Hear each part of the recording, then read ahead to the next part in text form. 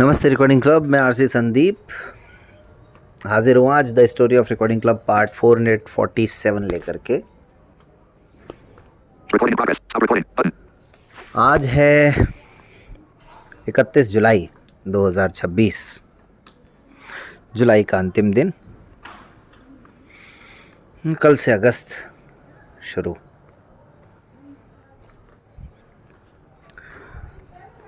कल की कहानी पर कुछ ठीक ठाक व्यूज़ आए और आदरणीय जैसाराम जी का मैसेज भी मिला, वॉइस मैसेज, जो कि अक्सर मैं सोचा करता था कि इनका वॉइस मैसेज क्यों नहीं मिलता है।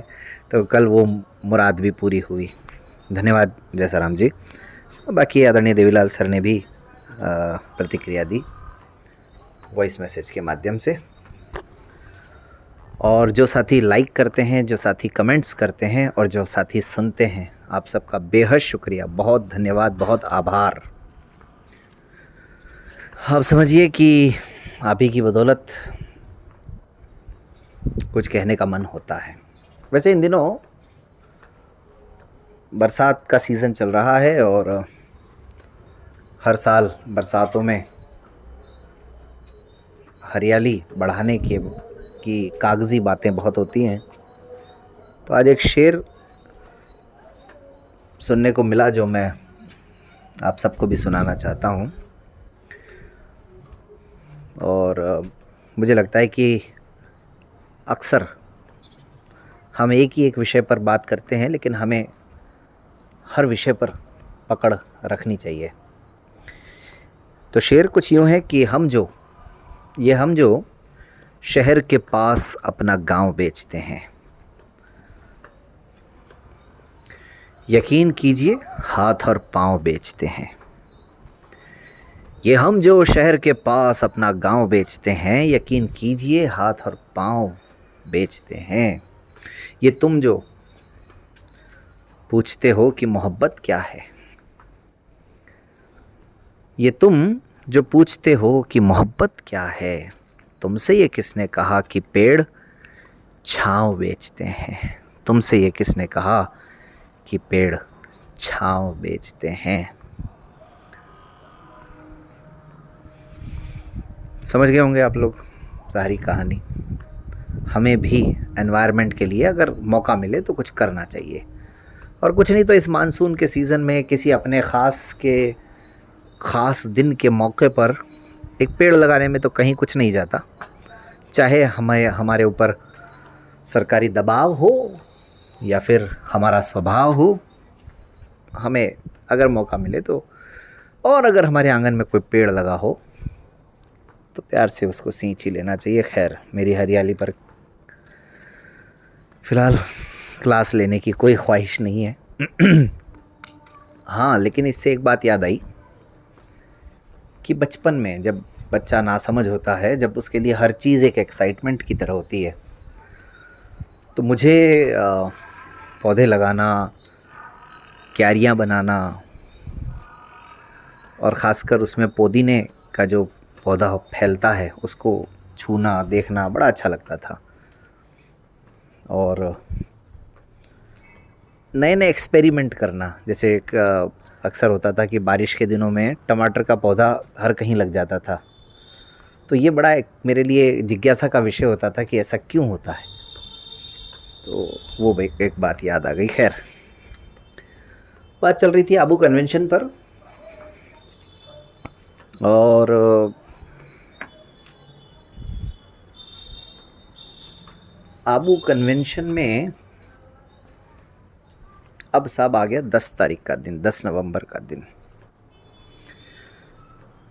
अच्छा, एक बात तो ये कि जब ऐसे किसी धार्मिक संगठन के साथ आप प्रोग्राम करते हैं तो बहुत सारी एक्स्ट्रा चुनौतियां जुड़ जाती हैं साथ में, सुविधाओं के साथ साथ।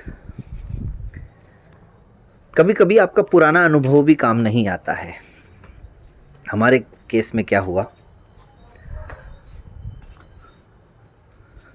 हमारे केस में ये हुआ कि हमने 2019 में भी प्रोग्राम किया था इनके साथ। वो शांतिवन परिसर था, मनमोहिनी वन परिसर था और ग्लोबल ऑडिटोरियम था, और संस्था थी सोशल एक्टिविटी ग्रुप, जो मैंने कल बात की थी ना, कई सारे इनकी विंग्स होती हैं दरअसल। हाँ, मुझे लगता है ये राइट वर्ड है। तो सोशल एक्टिविटी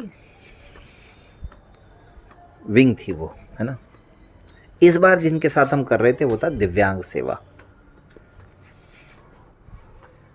और ये जगह थी मानसरोवर, अलग जगह, नया प्रेमाइसिस जो कि कोविड के बाद बना था।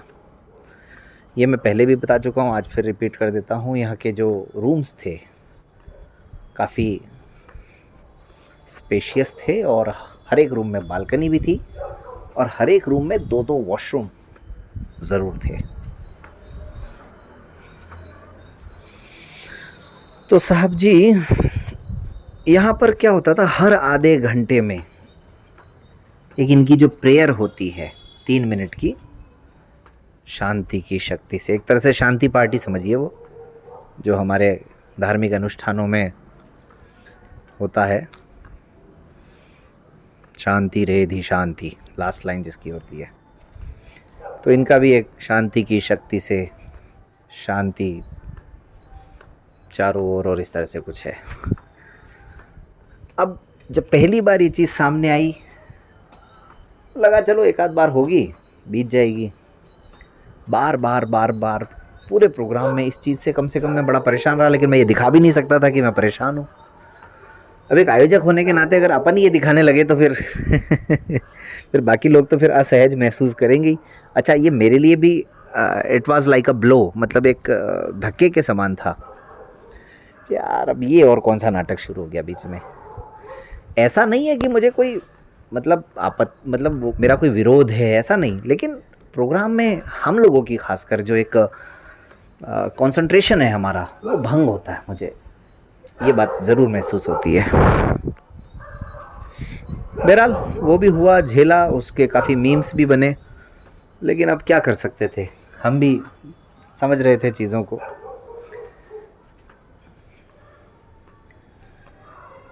दूसरी बात ये कि सुबह इनका मेडिटेशन का सेशन होता था,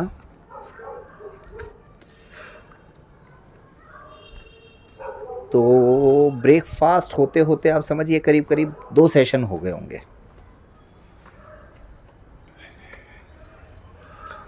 और उसके बाद जो मेन प्रोग्राम था, मेन सेशन था, वो लगभग सुबह 11 बजे से हमारा सेशन शुरू हुआ। दिव्यांग नीति, उन दिनों गवर्नमेंट ने एक दिव्यांग नीति लागू करने के बारे में प्रस्ताव मांगे थे और उसका मसौदा रखा था, तो उसको लेकर के एक विषय था, और अली असगर उसके स्पीकर थे, और आदरणीय यूसुफी भाई कापड़िया सर उसमें अध्यक्ष की भूमिका में थे, और विनोद गढ़वाल हमारे मॉडरेटर की भूमिका में थे।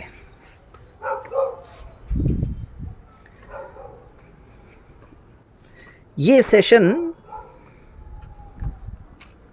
और एक स्लीप मैनेजमेंट पर, निद्रा प्रबंधन, नींद की बड़ी दिक्कत रहती है कई लोगों को ना, किसी को ज़्यादा आती है जैसे मेरे जैसे को, और किसी को आती नहीं है, तो उस पर भी एक सेशन था। लेकिन ये अब यहाँ पर 2 अलग अलग कहानियाँ हैं, कुछ सेशन हमारी तरफ से थे, कुछ उनकी तरफ से थे। ये भी एक अतिरिक्त दबाव होता है जो झेलना पड़ता है। मतलब पूरी तरह से आप, अगर मैं एक सेंटेंस में कहूँ जो कि आप समझ भी रहे हैं, मेरे मुंह से सुनना भी चाह रहे हैं, कंट्रोल हमारे हाथ में नहीं होता है, and it's a biggest challenge, biggest drawback of this kind of programs. So लेकिन ठीक है, हुआ वो, अब बातें हैं और यादों में हैं, तो इसीलिए बतानी ज़रूरी भी हैं। छोटी छोटी बातें हैं, जैसा कि कल जैसा राम जी ने भी कहा कि भाई पर्दे के पीछे क्या होता है, प्रोग्राम्स में क्या होता है, वो दरअसल ये the story of recording club की भी जगह होना चाहिए, पर्दे के पीछे कार्यक्रम। और लेकिन पर्दे के पीछे तो बहुत कुछ होता है, वो सब कुछ तो खैर बताया भी नहीं जाता है, और सबसे बड़ी बात, याद भी नहीं रहता है, इसलिए जितना याद है उतना ठीक है।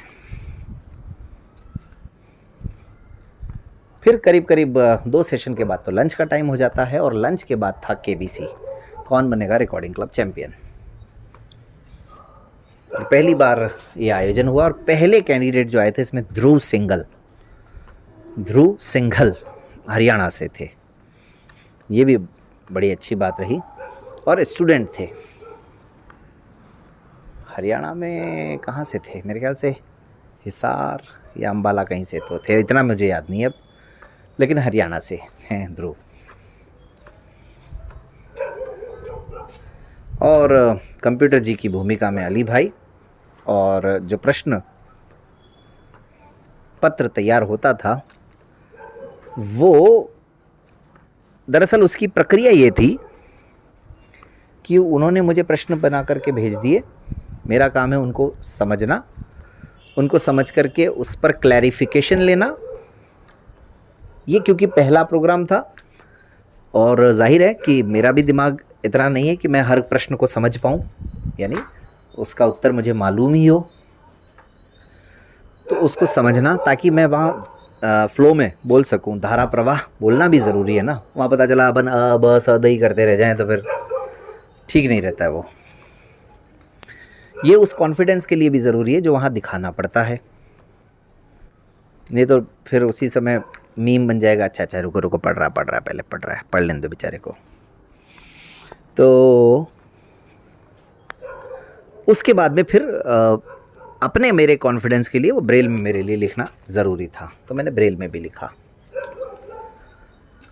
अब उसमें भी ये तो खैर कार्यक्रम ऐसा था, अभी जयपुर वाले में आप लोगों ने देखा होगा भाई साहब जी कई जगह ऐसी भयानक गलतियां कर जाते हैं कि जिनको पकड़ना बहुत मुश्किल हो जाता है मेरे लिए कई बार राइटिंग मिस्टेक में। लेकिन ठीक है, वो तालमेल। और ये बात इसलिए भी बता रहा हूँ कि अभी जयपुर में इतना भी समय नहीं मिल पाया कि हम बैठ के बात कर सकें, किसी प्रश्न पर चर्चा कर सकें। और ऐसा भी दौर आया कि चलिए वो फिर कहानी में आएंगी कुछ चीज़ें ऐसी जब हमारे तालमेल में भी कुछ गड़बड़ी हुई। केबीसी पहली बार हुआ, पहली बार में कुछ नाम याद आ रहे हैं मुझे, रामकरण तंवर, ध्रुव सिंघल तो मैंने बता ही दिया, और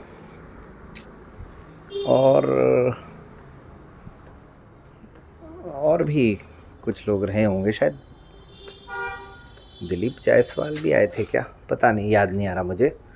लेकिन हाँ ठीक है, मतलब सृष्टि का नाम याद आ रहा है, वो लास्ट ही कैंडिडेट थी यहाँ पर। और कभी कभी क्या होता है कुछ ट्रिक्स भी करने पड़ते हैं, जब लग रहा होता है कि भाई मामला हाथ से जा रहा है, तो तालमेल ऐसा रखना पड़ता है कि कभी कभी कुछ ट्रिक्स भी करने पड़ते हैं। खैर उन पर ज़्यादा नहीं जाऊंगा मैं। तो अब इस पहले ही प्रोग्राम में एक चैलेंज तो समझ में आ गया था दोस्तों कि यार ऑडियंस का तो कुछ कर ही नहीं सकते हैं। अगर ये आप लोग यूट्यूब पर सुनेंगे तो देखेंगे कई बार बोलना पड़ा कि भाई बीच में बोलिए मत, जवाब मत दीजिए। अच्छा कभी कभी मुझे ऐसा भी लगता है कि वो लोगों की गलती नहीं होती है, लोग जानबूझ करके नहीं करते हैं, उनको लगता है बस हमें आ गया तो हमारे मुंह से वो निकल ही जाए। पिन ड्रॉप साइलेंस रखवा पाना मैं समझता हूँ शायद नामुमकिन है, और फिर हम लोग बोलेंगे नहीं तो भी एक मज़ा नहीं आता है। तो देखो आने वाले समय में इस पर भी काम तो कर रहे हैं हम लोग, मतलब अगर कभी केबीसी हुआ तो इसका भी कोई हल निकालेंगे। केबीसी के बाद शाम को एक सेशन और हुआ, उसका नाम मुझे याद नहीं आ रहा, लेकिन उसमें एक बीके से ही इन्होंने बुला रखे थे सूर्य प्रकाश जी को, दृष्टिबाधित हैं दिल्ली से, सूर्य प्रकाश जी का वो सेशन था। और हमारी ओर से उसमें डॉक्टर RS चौहान सर ने भी कुछ कहा था और लोगों ने भी कुछ कहा होगा। ये डॉक्टर RS चौहान साहब का नाम अभी फिर से आने वाला है कुछ दिन में, ध्यान रखना, मतलब एक आध दिन में। पहले भी मैंने जिक्र किया था इनका, देहरादून से जो रहे हैं, ब्रेल के मामले में काफ़ी जानकार और काफ़ी सारे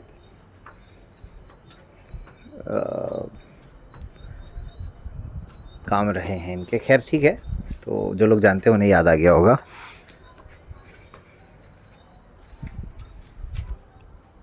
अब उसके बाद में सीधी बारी आती है सांस्कृतिक संध्या की।